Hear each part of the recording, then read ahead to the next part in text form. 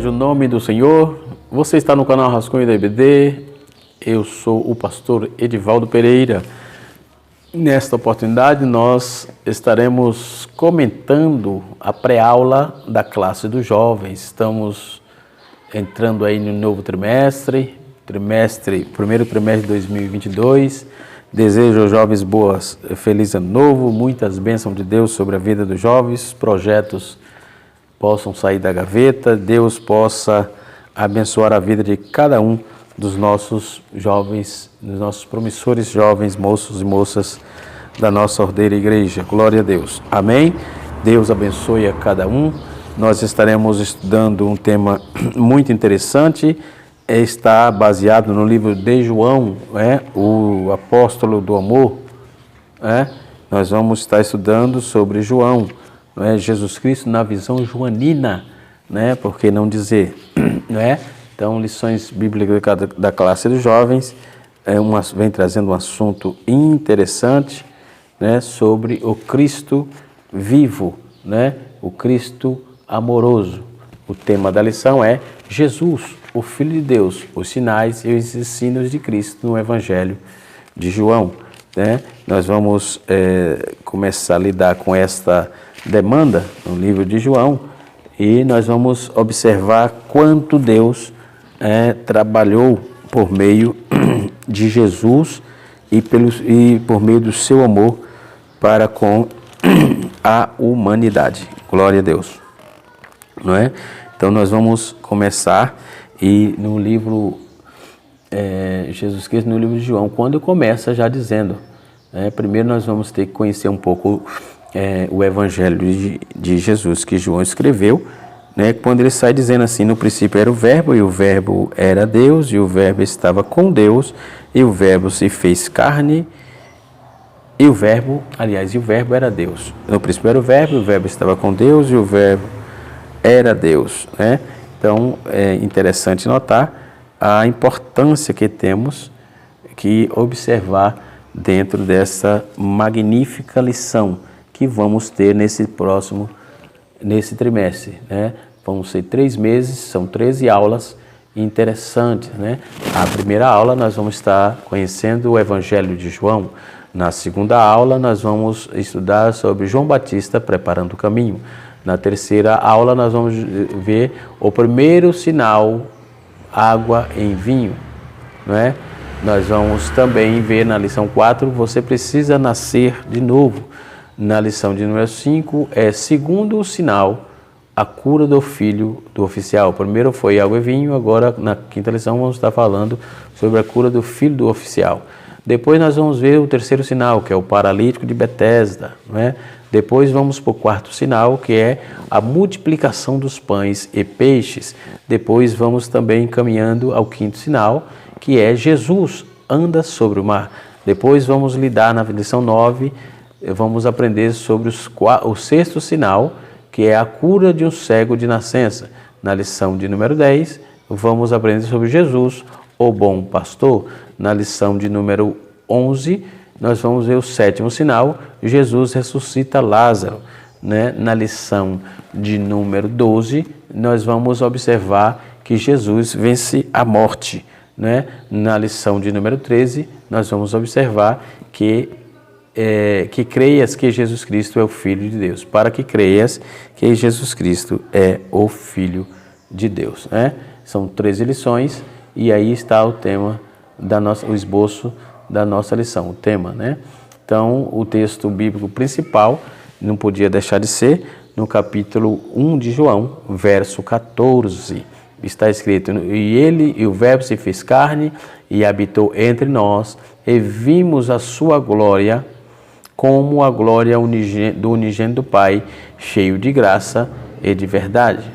Então, no Evangelho de João, é essencialmente cristológico.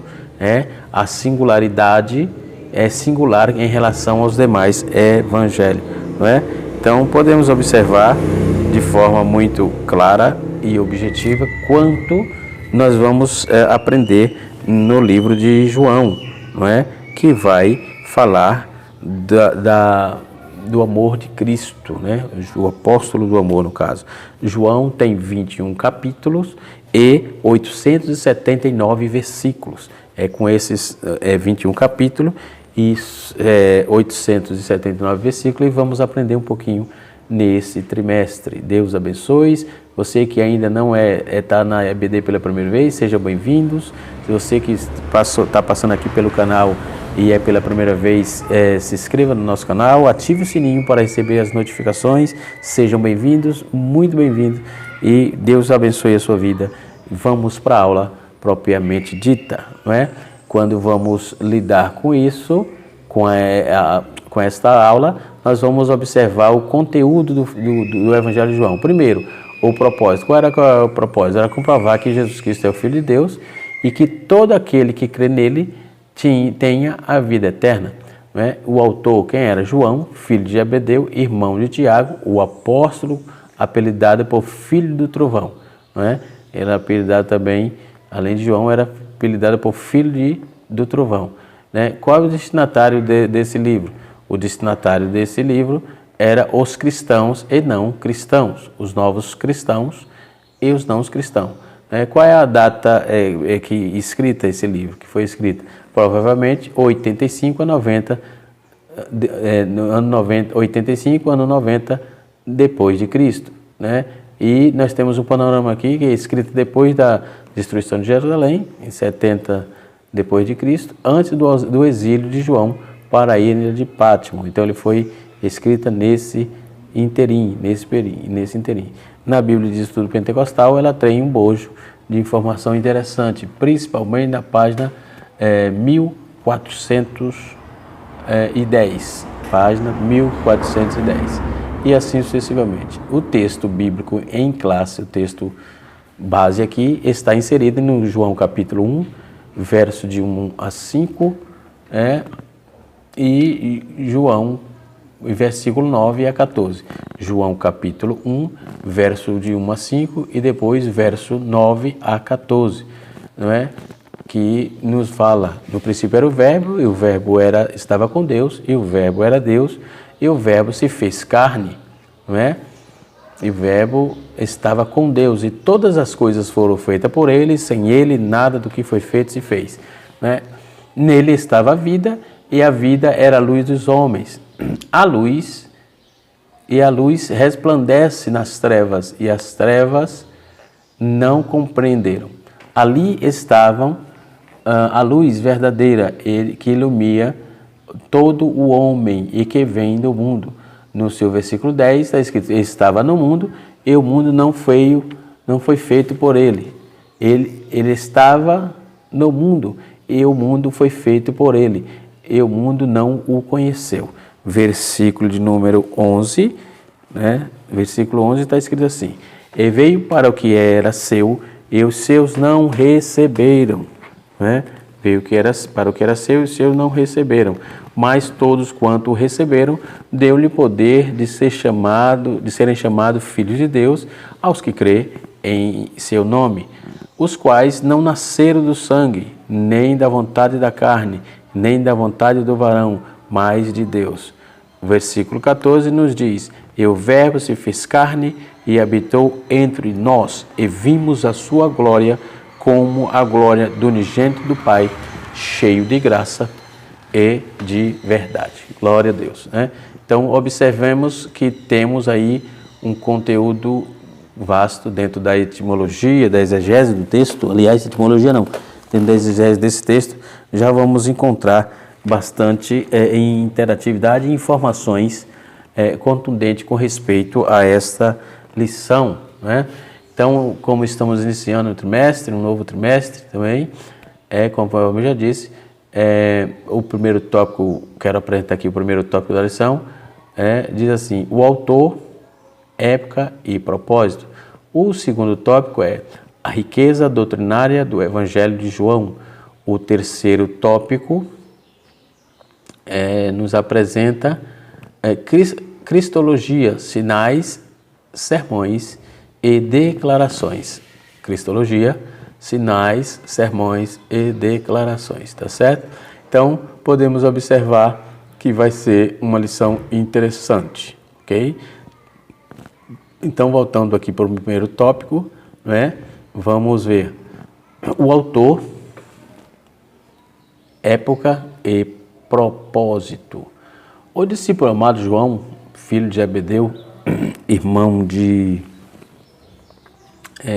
Tiago, também discípulo de Jesus, conforme Mateus 4, 21, é o autor deste evangelho, né? Esse evangelho espiritual. Assim também chamou Clemente de Alexandria, que viveu de 150 a 215 depois de Cristo, né? O livro traz aí várias referências ao discípulo a quem Jesus amava. João capítulo 13, versículo número 23, né? Vamos ver também João capítulo de número, 19, verso 26 e capítulo 20, verso 2. Se encerra aí essa expressão. Este é o discípulo que testifica dessas coisas que escreveu o livro de João. Então, João trabalhava com o pai e irmão no ramo aí de pesca, não é? Eles trabalhavam no ramo da pesca, era conhecido nessa área, e podemos observar que ele tornou-se um discípulo mais próximo de Jesus, né? No que concerne aí, no que diz respeito ao lado de Pedro e de Tiago, tendo um privilégio de estar presente nos momentos ímpares, né? Como nos momentos ímpares na vida de Jesus, como no caso na transfiguração, né? Nós vamos ver que, ao que muito se destaca na vida de João, portanto, era intimamente ligado a Jesus, o apóstolo João. No segundo tópico, o segundo subtópico do primeiro tópico diz assim: o apóstolo do amor. Tá? O Evangelho de João foi o último a ser escrito. Não há data específica nesses registros dos primeiros séculos, indicando aí ser João indicando aí, deixa eu ver aqui, indicando que entre os anos 80 e 95 depois de Cristo. Nessa época, nos séculos seguintes, foram intensos debates teológicos em torno aí, no caso, o pessoal da patrística, né? Ou por que não dizer, para aprender mais um pouquinho disso, vamos ter que estudar sobre patrologia, né?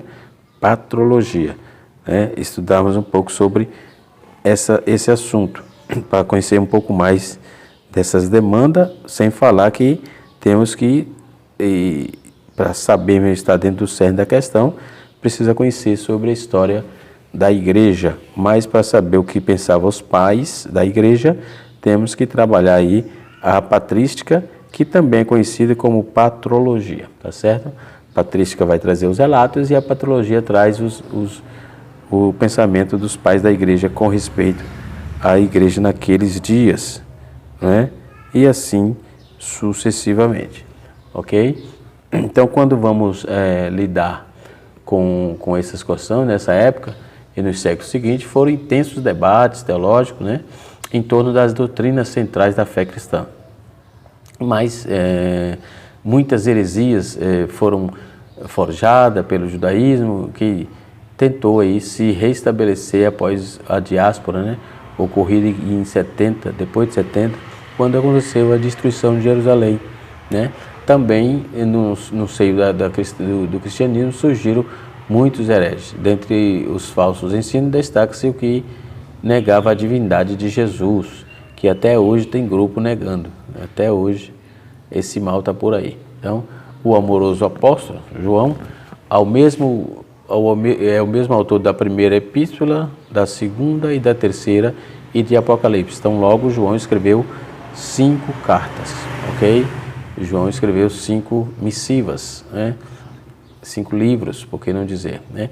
Então havia estabelecido muitas igrejas, especialmente na Ásia Menor. Foi justamente por lá, mais precisamente em Éfeso, por exemplo, que escreveu o seu evangelho, cujo escrito serviu aí para solidificar a fé dos cristãos somente no seu tempo, mais de todas as épocas, chegando até nós, né? Então, o evangelista e apologista diligente, o pastor João idoso já também, o evangelista e apologista, ou seja, seu evangelho tem esse duplo caráter de evangelizar e de fazer apologia às falsas doutrinas, não é? Então, o terceiro tópico do primeiro tópico nos apresenta isso aí, tá certo? Então, quando vamos lidar já no segundo tópico, nós vamos ver a cristologia e a trindade, né? A riqueza doutrinária do Evangelho de João. Né? A riqueza doutrinária do Evangelho de João é simplesmente surpreendente. Já nos primeiros capítulos, primeiro 34 capítulos do primeiro capítulo, do primeiro 34 versículos dos primeiros capítulos, né? Nós vemos que os livros é possível encontrar revelações claras e profundas acerca das principais doutrinas da Bíblia, não é? Então, podemos observar que quando a doutrina dentro da compreensão da Trindade, um só Deus, eternamente subsistente em três pessoas, que, embora distintas, são iguais em poder, glória e majestade, né? Daí vem a ideia e a visão, claro, da Trindade, conforme a declaração de fé da Assembleia de Deus, que levaria cerca de 3 séculos para ser bem compreendida, né, sistematizada pela cristandade. Mas estava ali uma maneira inequívoca e registrada acerca da pessoa de Cristo, do Filho de Deus e do Espírito Santo. Eu, com respeito à Trindade, não tenho dúvida, não é, sobre isso. Não há dúvida, não resta dúvida. Quem quer debater sobre a Trindade quer ibope, e isso eu não darei, não é? Porque a Trindade é como Deus, não existe, ela é. Deus não existe, Deus é. Deus é puro, é santo, é autoexistente, é imutável, inascido, incriado. Assim é a Trindade. Assim é a Trindade. O resto é narrativa, né? É narrativa. E assim sucessivamente. Quando vamos lidar com o Evangelho de João dentro desses conceitos, né,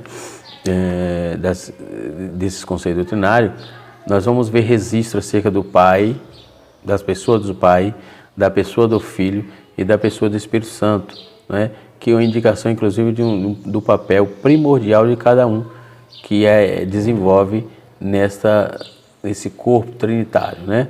Depois de falar do Filho, que vemos aí, como sempre, esteve com o Pai. João apresenta o Espírito Santo aí, é aquele que o outro João, o Batista, viu, desceu do céu como uma forma corpórea de uma pomba e pousar sobre ele quando estava sendo batizado, sobre Jesus, né? Podemos ver que o Espírito é o que convence todo o pecado, o mundo do pecado, da justiça e do juízo.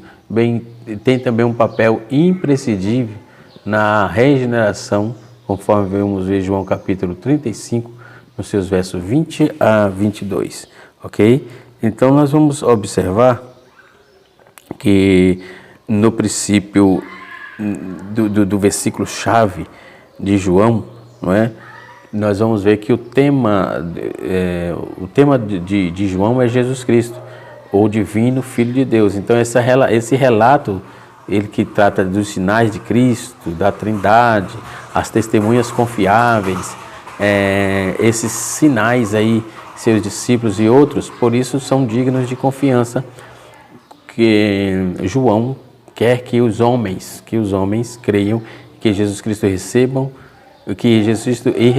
uma nova vida por intermédio do nome de Jesus, né? A comparação dos 3 evangelhos é que os 3 primeiros evangélicos são chamados evangelhos sinóticos, a denominação oriunda da palavra grega que significa ver junto. Mateus, Marcos e Lucas veem a vida de Cristo de forma semelhante, cada um com uma ênfase. Mateus retrata Cristo como o Rei dos Judeus, Marcos apresenta Cristo, o ser humano, o servo sofredor, e escreve para os romanos.